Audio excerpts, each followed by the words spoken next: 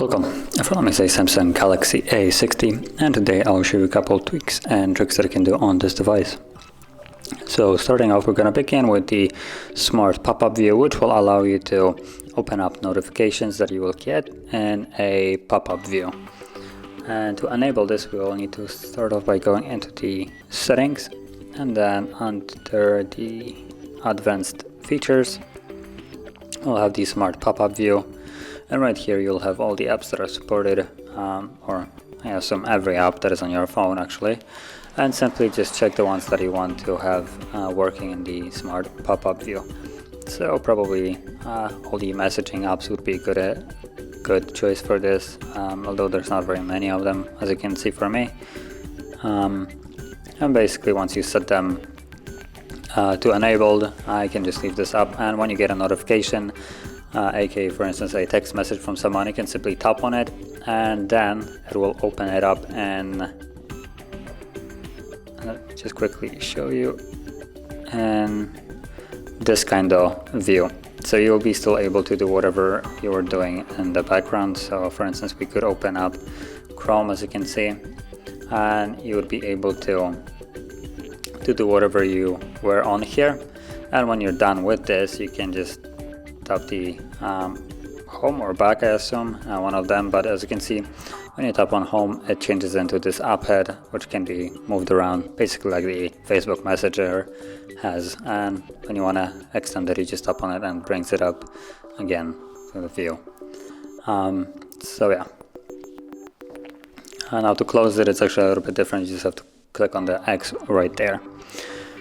Now moving on to the next tweak that I want to show is the gesture navigation. As you can see right now, we have the outdated buttons on the bottom, so we can change that to something more commonly known, I guess, in 2020, the gesture navigation. And you can find it under the display, and from here scroll down to navigation bar, and you'll have the full screen gestures. So let's tap on the settings, and what is this?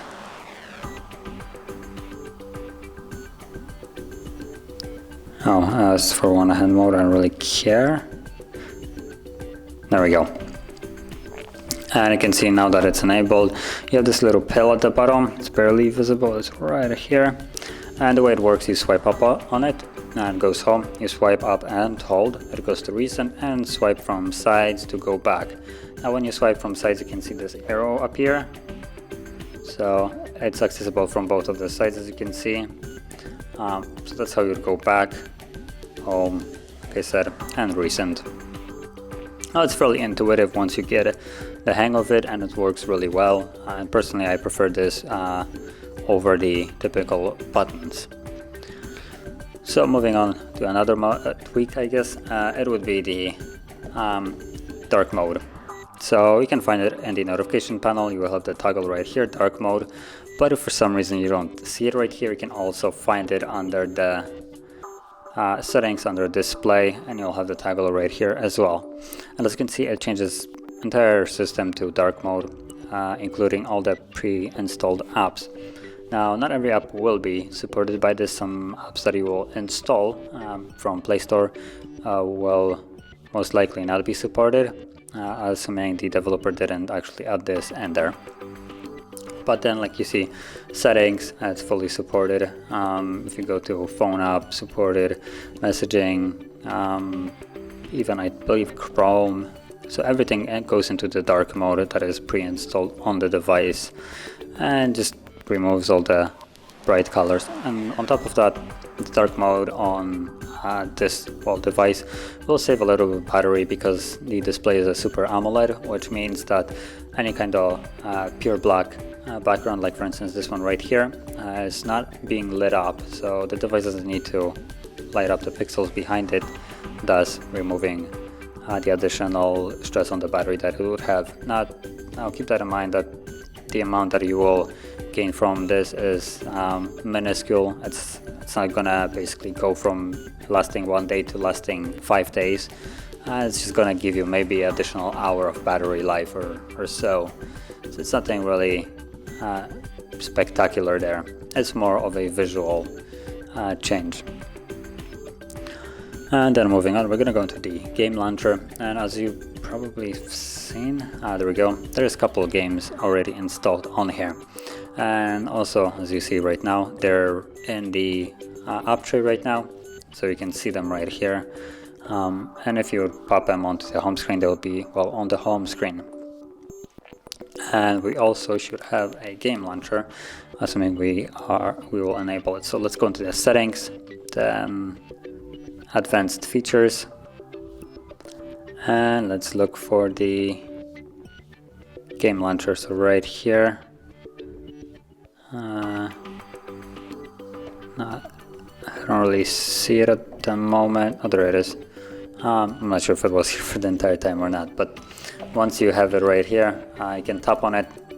When you're launching it for the first time, you will see the same thing as I do right now. So let's just tap on I agree. Let's start.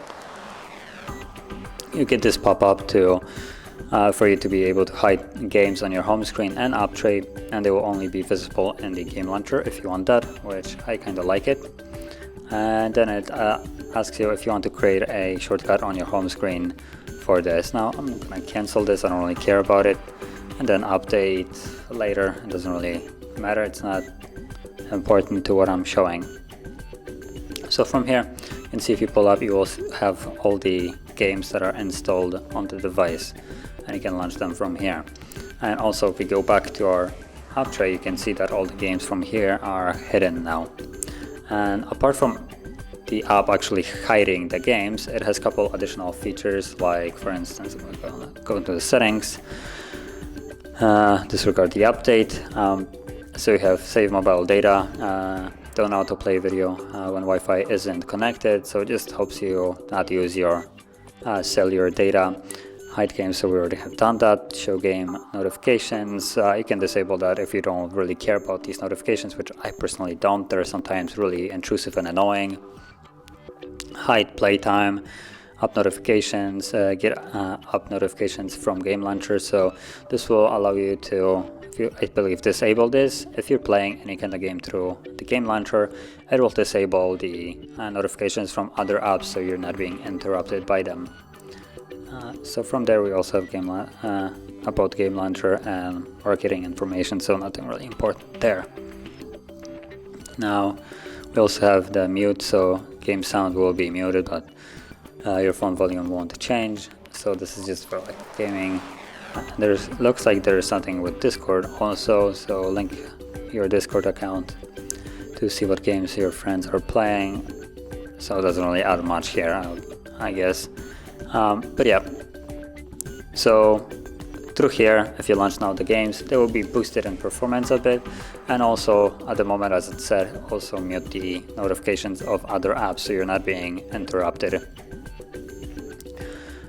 So let's leave this, and the last thing that I'm gonna show is more catering to the elderly people that will have trouble with more, I guess, complex design of a device. So it's the easy mode, and it simply allows you to make the phone be easier to use. I think that's the best way to describe it. So let's go to the settings and then display, scroll down, and we should find somewhere here, right, as easy mode, and you can see visual difference. That's basically how it will look if we enable this. So let's tap that on. Delay, so you have some delay between, like, if you hold it, so it doesn't do anything. You can set it to whatever you want, and you have high contrast keyboard, so it's yellow. Let's leave this, and you can see this is basically now our phone.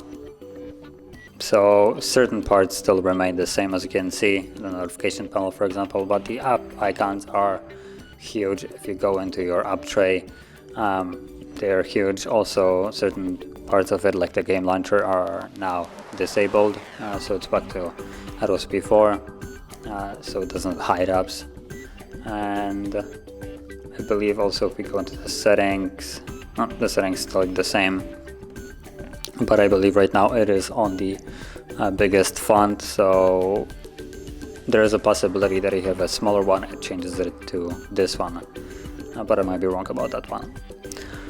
But yeah, that is how you would enable it, and if you want to get rid of it, simply just go back to the display and disable it from here, wherever it was, easy mode. There we go. And now it's back to normal. So that will conclude all the tweaks and tricks that I want to share, and if you found this video helpful, don't forget to hit like, subscribe, and thanks for watching.